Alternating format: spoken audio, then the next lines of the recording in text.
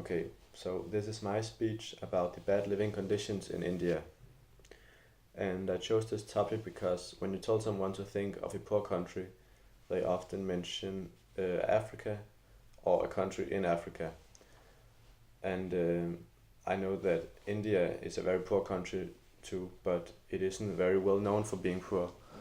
And that's what I want to talk about today and spread the message that other people are suffering than just Africans, basically.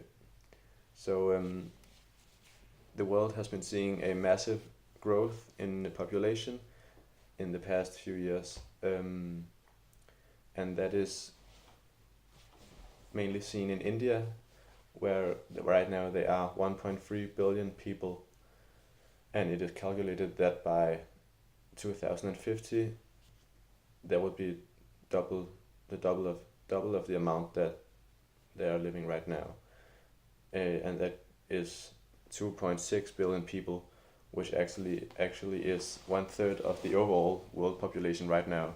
So it's a massive amount of people that are living in India right now.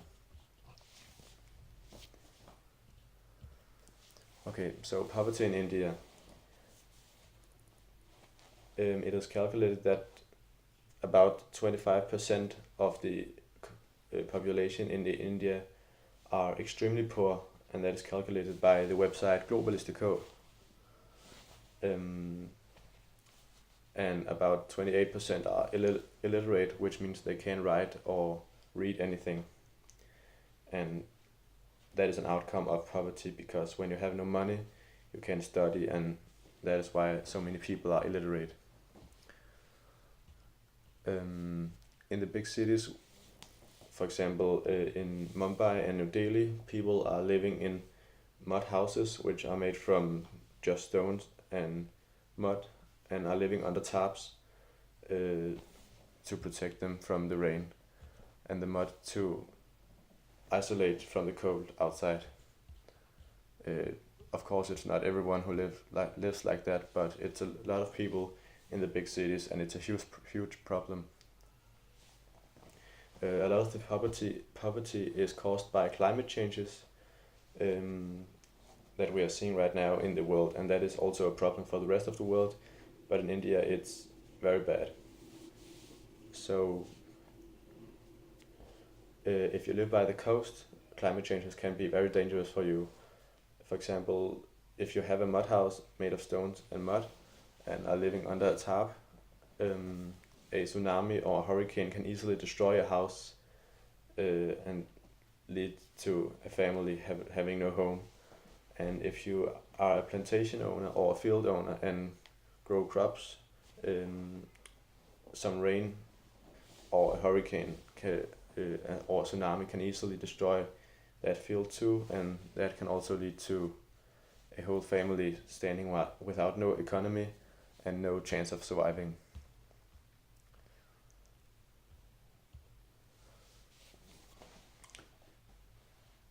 And one of the outcomes of poverty is a lot of orphan children, and that is caused that so many parents, if they have no money, they can't take care of the children, and they often just leave them because they can't take care or will not take care of their children. So every year about 800,000 child are being new orphans, which means their parents has left them. It was discussed if there should be a children limit in India, like in China right now. Before 2014, the children limit in China was one child per parent, couple of parents, one child, but has now been set up to two childs per couple of parents. And it is also discussed if India should do the same thing, because there are so many childs that have no parents, and that's a horrible thing. And if you are being in one of the big cities like Mumbai or New Delhi, I'm sure you have seen street beggars, street beggars, which are children coming up to your car, standing against your car, and asking for money. Uh, and the reason for that is that if you are sitting in a car in traffic in a lane and you have nowhere to hide or to go other than just be stuck in traffic, the child can easily just stand outside of a car and look at you while you sit in the car, and it can be hard for someone to not give money to small children who are standing outside the car and with big open wide eyes and staring at them. So that's a smart strategy from the child's. India's own economy is mostly based on the digital market, which means software and hardware, and mostly in the smartphone and gaming console category. And before the years in 2000, agricultural economy was a big part of their economy. But now the digital market has taken over, and the factories and so on has started growing. So that was my speech, and the sources I've been using has been Globalis, where I read an article about India's economy and the poverty in India. And I watched a YouTube clip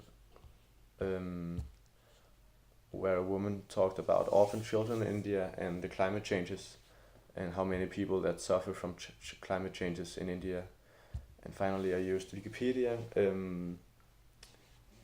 as a source to just get info about India and know a bit more about their overpopulation issues and their one-child policy.